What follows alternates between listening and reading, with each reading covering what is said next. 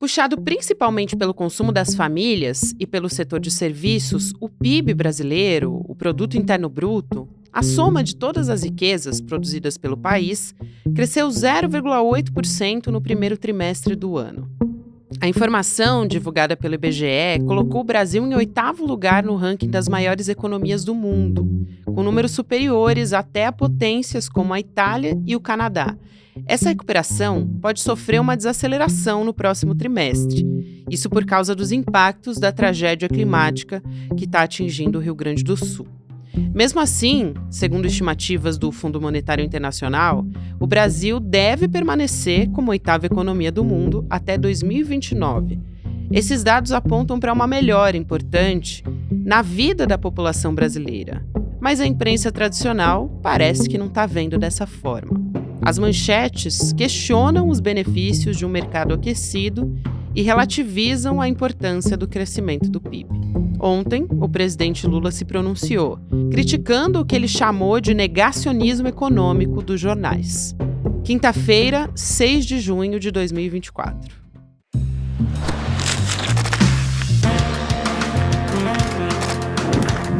Olá, seja muito bem-vindo, seja muito bem-vinda. Eu sou a Gabriela Varela, esse é o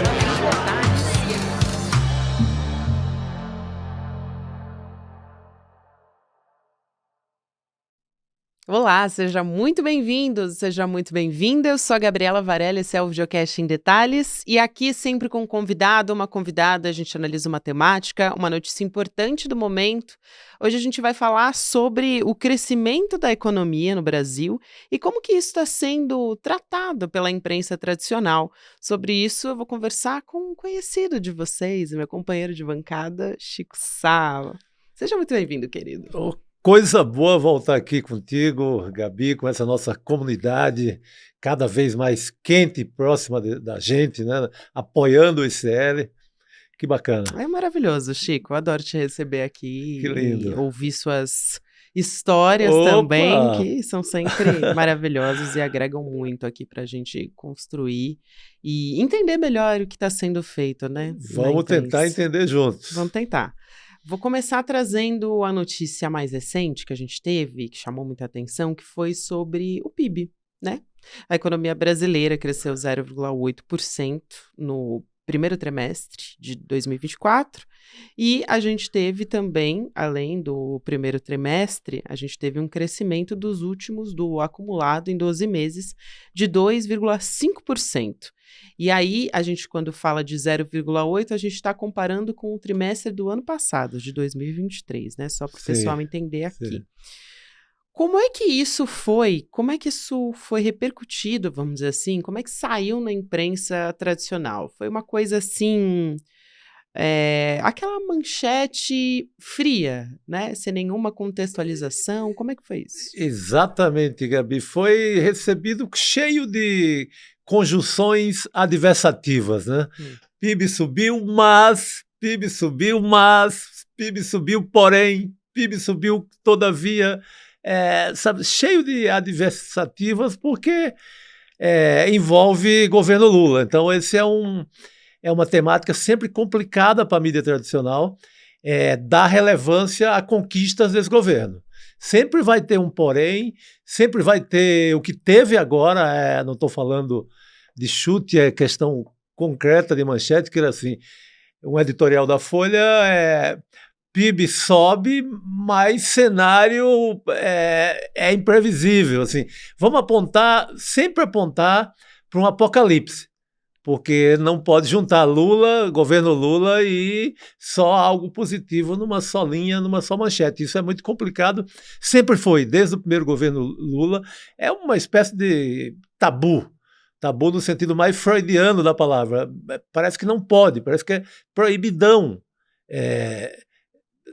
dar crédito a Lula em conquistas econômicas. Posso ler aqui a manchete da que você citou, da Folha Por de São favor. Paulo? Ela foi ao ar e também na edição impressa no dia 4 de junho de 2024, com a seguinte manchete editorial, né? O que a Folha pensa. PIB avançou no primeiro trimestre, mas incerteza cresceu. Aí ela diz, a alta foi puxada por emprego, renda e benefícios sociais. Condições para a queda dos juros se estreitaram desde então. E aí ela explica que a economia voltou a avançar com maior vigor e tudo mais, quais são os indicadores, aquela coisa, né, de trazer os dados, mas tem essa conjunção, como você disse, adversativa, né? Será que essa atividade vai se manter nesse ritmo? É basicamente isso que questiona o editorial da Folha.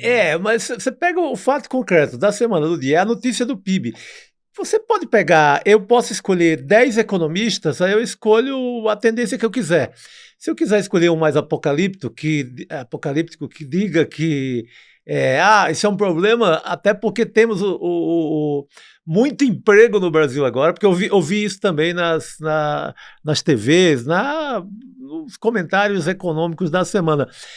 Você pode pegar um economista mais da catástrofe, e ele pode dizer o seguinte: o PIB subiu, a inflação por enquanto está sob controle, mas tem um perigo para o Brasil gigante. Tem muita gente empregada, pelo amor de Deus, Lula.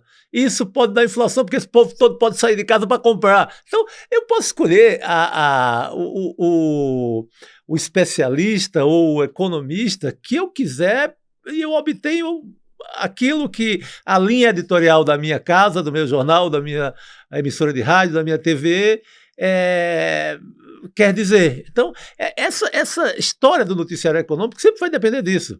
Eu sou editor, escolho, não, vou chamar o Maílson da Nóbrega, que é o guru dos tempos do Sarney, o homem que deixou uma inflação de 1.300 e tantos por ano, que é sempre ouvido também pela mídia a qualquer momento. Então, eu posso pegar até um dado positivo, sendo do Lula, e transformar numa catástrofe. Se eu pensar como mãe de Ná, para daqui a 24 meses, daqui a 2026, quando acaba o mandato, é uma escolha editorial muito definida, para não dar o braço a torcer à melhora na economia, que é um fato, não se altera o PIB. O PIB é a soma das riquezas de um país.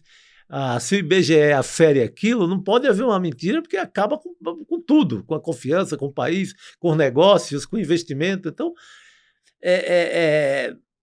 mas há um esforço, e eu acho que é o tema principal dessa nossa conversa, há um esforço midiático muito gigante e fácil de comprovar para não acreditar nada, nem ao Haddad, nem ao Lula, nem à equipe, nem ao pensamento de governo. Isso é interessante que você traz, Chico, porque a gente está conversando aqui sobre editoriais de jornalões. A gente não está falando, por exemplo, de uma coluna de opinião.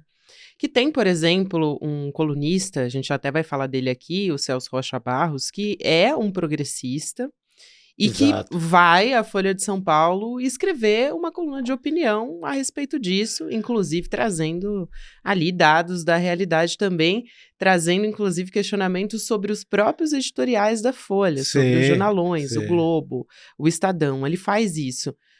Você pegar, por exemplo, esse editorial da Folha é algo muito forte, porque não é um colunista como, por exemplo, o Joel Pinheiro, que é um colunista que tem uma pegada neoliberal e escreve no jornal sobre isso. O rapaz do bolsonarismo moderado, né? Exatamente, por isso que eu trouxe esse exemplo. Ele já é declaradamente dessa linha, né? Exatamente. Quando a gente fala, por exemplo, de uma reportagem ou de um editorial, aí o negócio fica mais crítico. A gente teve, por exemplo, o editorial do Globo falando sobre o desemprego para baixo, ou seja, uma melhora da situação do emprego. Até a Miriam Leitão falou sobre isso, que a economia brasileira estava crescendo e que o mercado de trabalho estava melhorando, o desemprego estava caindo, a renda estava melhorando, a inflação também estava caindo. Ela trouxe essa contextualização. Sim. E quando a gente foi olhar para o Globo, que foi basicamente uma notícia conjunta que a gente teve a notícia do PIB e, ao mesmo tempo, o desemprego em queda. E aí, o editorial do Globo disse que é reflexo da reforma trabalhista, que foi lá com Michel Temer, muitos anos atrás, né, em 2017. Ou seja, como é que isso está se refletindo só agora? Por que a gente não teve, então, já que foi a reforma trabalhista do Michel Temer, por que a gente não teve esse resultado lá atrás? Excelente, Gabi. Você tocou num ponto assim, fundamental, que é essa de separar a voz do dono do jornal, a voz do dono do meio de comunicação, da redação ou dos colunistas. Isso é fundamental para a gente entender as camadas de opinião dentro de um jornal, né? Tem o editorial da Folha e tem lá um colunista, o Celso Rocha de Barros, que é mais de uma linha progressista, que reconhece, olha, o Haddad está fazendo muito mais e há mais tempo do que o Tarcísio, governador de São Paulo, em matéria de economia, e vocês só elogiam o Tarcísio de Freitas, que nem só está no papel o caso dele. O caso do Haddad já está em prática. Então, basta uma intenção do chamado bolsonarismo moderado para receber louvação, aplausos, ser recebido com festa pelos donos dos meios de comunicação mais tradicionais do Brasil.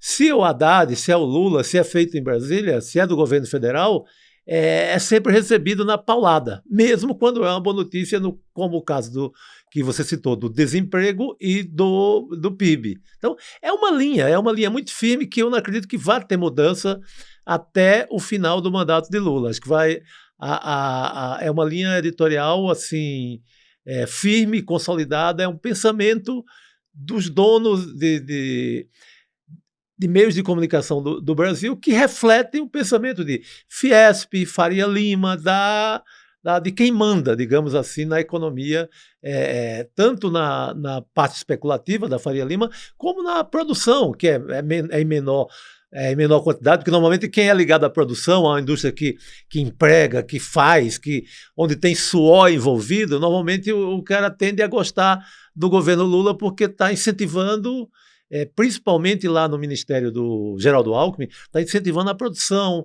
a uma nova indústria, um parque industrial renovado. Essa parte da produção mesmo brasileira, ela nem é tanto, digamos assim, criminosa em relação ao que faz o governo Lula, mas a parte Faria Lima, a parte que representa o pensamento do investidor, né, de quem quer ganhar dinheiro com dinheiro, de quem quer só o rentismo, essa parte não vai aceitar nunca nada que é feito por Lula. O que é curioso também, porque o Haddad, desde o começo, ele foi se dando bem e dialogando com a Faria Lima. Ele é aceito pela Faria Lima. Sim. Só que, por outro lado, quando a gente vê, e acho que isso se coloca nas manchetes, quando a gente vê, por exemplo, sob Lula, vírgula, tal notícia. Com Lula, tal notícia. Eu até separei algumas aqui, mas foram várias, tá? Não dá nem para citar todas. Vou entrar também aqui no fator Tarcísio, sendo ultimamente, né, descrito em editoriais como uma saída viável, como o bolsonarista que come de garfo e faca e por aí vai. Mas eu vou destacar primeiro essas manchetes, algumas que eu separei aqui. Sob Lula, tô aqui abrindo aspas, tá? Sob Lula, Cerrado passa a Amazônia e vira o bioma mais desmatado, diz estudo. A gente tem aqui um dado da realidade. Sim. Agora, a escolha do Sob Lula é uma escolha de quem está publicando esse texto no ar. Assim como quando a gente publica uma notícia sobre o PIB, como se ele tivesse saído do nada. Uma obra do acaso, uma né? Obra do acaso, exatamente. Aí tem uma outra aqui. Sob Lula, fala de Magda em coletiva é contraditória. A Magda, que é a nova presidente da Petrobras, Sim. Lembrando que assumiu a Petrobras recentemente. Com Lula, vírgula, Magda não atende acionistas públicos nem privados na Petrobras. Então aqui tem alguns exemplos de como que isso funciona, né? E é uma tradição antiga da imprensa brasileira, né, Chico? Também não é a primeira vez que isso acontece. Ah, não. E principalmente quando é governo Lula, como foi também no caso da Dilma, é uma linha muito adotada. E você citou o Haddad em relação à Faria Lima.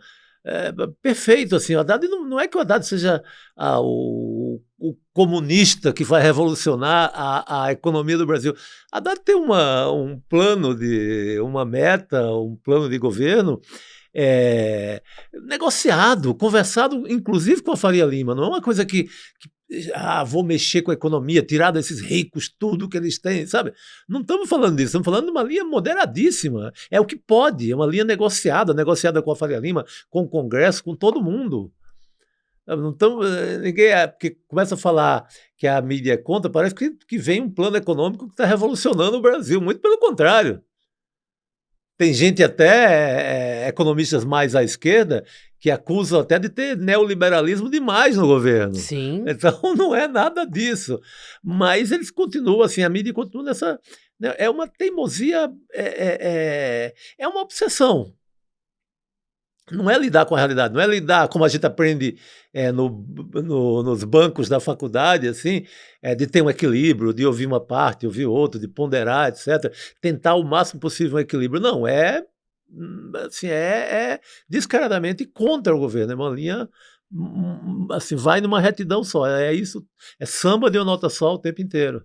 E a gente teve uma consequência material disso, que foi a eleição do Jair Bolsonaro. Ficou aí 4 anos, a imprensa foi atacada, cerceada muitas vezes, impedida de fazer seu trabalho. E eu me pergunto, Chico, se eles entenderam, quando a gente diz eles, né, tô falando aqui da imprensa tradicional, se a imprensa entendeu errado aquela frase do Milo Fernandes, né, Sim. que é a imprensa é oposição, o resto é secos e molhados, que é genial, É né? genial, é uma bem lembradíssima, uma frase clássica do Milo Fernandes, grande humorista, teatrólogo, fazia de tudo, fazia jornal, desenhava, tudo que é possível, traduziu grandes peças, Shakespeare aqui para o Brasil, um gênio assim, o Milo Fernandes. Ele fala essa frase que virou assim, é citada todo dia em redação, em repartição pública no país inteiro. Ele fala essa frase em plena ditadura, no tempo mais pesado da ditadura, ali no tempo que o coronel Ustra estava torturando, trabalhando no Pasquim, um jornal anarquista de humor. Maior, né? Mas essa frase ela é adotada para qualquer jornal, todo mundo adota como se a linha tem que ser essa. Eu acho que é confundido com ser crítico, tem que ser muito crítico, mas eu não posso pegar um número do PIB e ser oposição ao número do PIB. Que é um dado da realidade. Da realidade, eu não posso ser oposição àquilo. Eu posso até convidar vários economistas para traçar cenário, dizer se isso é legal ou não, e ter várias opiniões, isso eu posso, que é legal que a imprensa tenha economistas, articulistas O que de não todas as acontece, tendências. né? Normalmente são só os economistas dos bancos e ligados a, enfim, startups de grandes investidores. Exatamente. Né? Quando se trata, por exemplo, de Jornal Nacional, você não vai ter jamais sequer o que a gente já citou aqui, um Celso Rocha de Barros, você não vai ter um contraponto nunca. Aí é nunca mesmo. O André Roncalha. Né? O Roncalha seria um milagre no Jornal Nacional, jamais. Você não vai ter essa linha, você vai ter assim, 100% só o outro lado. Então, é desonesta essa cobertura. Essa cobertura é desonesta, ela desvirtua o que a gente está vivendo em matéria de economia. Eu não estou pedindo para não ser crítico em relação a Lula, eu acho que tem que ser crítico, vigilante, etc. Mas você não pode pegar, no dia que o país tem uma bela de uma notícia, e transformar aquilo no apocalipse de São João Batista, você acabar com... o mundo está se acabando em fogo. Sabe? Isso, eu acho que é o cuidado que todos nós devemos ter. Eu acho, Chico, também importante da gente fazer aqui um exercício de talvez puxar... O Leandro Demore faz isso no Desperta, eu gosto muito, quando ele está trazendo aqui uma notícia que tem, por exemplo, um título que não condiz com a realidade, um título que está na imprensa.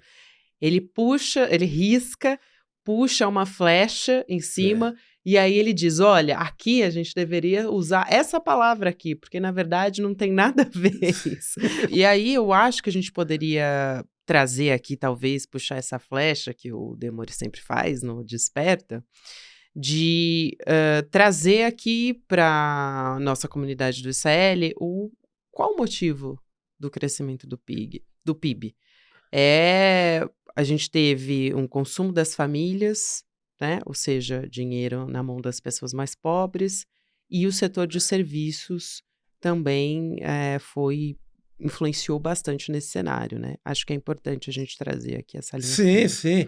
Eu acho que é resultado de política de governo, de decisão de governo, decisão de Lula, Haddad, quando eu resolvo que vai ter aumento real no salário mínimo, eu estou indicando que as famílias vão ter um pouco mais de dinheiro, não é nem o paraíso, não é dinheiro. Eu acho que deveria ser muito mais. Claro. Se pegar qualquer conta do DIEESE, qualquer conta, vai chegar à conclusão que deveria ser muito maior o salário mínimo. Mas, depois de anos de inferno bolsonarista, você tem aumento real no salário mínimo. Você cria um programa chamado Desenrola, que faz com que as famílias se livrem da parte mais pesada da dívida, que vinha carcomindo assim, carcomendo a renda de qualquer família no Brasil que andava endividada. Então, eu já sobra mais um dinheirinho para ir para o comércio, para comprar um presente de Natal, para comprar um chocolate na Semana Santa, nas datas e fora das datas. Sobra mais dinheiro para comer, para comprar roupa. Então, é isso que faz PIB. É dinheiro na mão de quem não estava consumindo. Sabe, quando aumenta o número de famílias no Bolsa Família, nos programas sociais, mais dinheiro para a economia. É esse tipo de coisa que gera um PIB. Como também gera o agro, quando tem uma super safra. Sabe, também gera. A diferença é que vai todo para fora e não beneficia pouca gente. Uma turma do agro que é pequena. E o programa social e aumento real do salário mínimo, você melhora para o país inteiro. Então, assim, é muito fácil de enxergar, não precisa ser um economista. Eu não entendo nada de economia e sei por que as famílias estão comprando mais. Eu não entendo do ponto de vista de um especialista em economia. Eu não preciso ter feito FGV para eu entender que as famílias estão com um dinheirinho a mais. Isso é que faz PIB. PIB, repito, a soma de todas as riquezas de um país. Um pouquinho de senso crítico também ajuda, né? Ajuda bastante. Eu quero trazer aqui também um trecho da coluna do Luiz Nassif no GGN, porque ele entende muito de economia. Muito, aí sim, estamos falando de especialista. Um especialista mesmo. E ele fala sobre uma conspiração da recuperação da economia. Ele chama de conspiração, além dessas declarações de editoriais, de jornalões, ele também fala sobre a manipulação dos players para elevar a projeção da inflação para 8% em 2026, a partir de 2026, né? E de declarações como, por exemplo, alguém que ocupa uma posição na sociedade muito importante, que é de um ex-presidente do Banco Central, que é o Armínio Fraga. Sim. Aí eu vou dizer aqui o que disse Armínio Fraga, né? O ex-presidente do Banco Central foi para a Folha de São Paulo, essa entrevista que ele deu sobre a pressão que o governo Lula exerce, segundo ele, sobre as decisões da autoridade monetária. E aí, o Campos Neto, só lembrando as pessoas que estão nos acompanhando, o mandato do Campos Neto vai até o final do ano, e aí depois o Galípolo deve entrar no lugar dele. Sim. E aí isso está gerando uma comoção, né?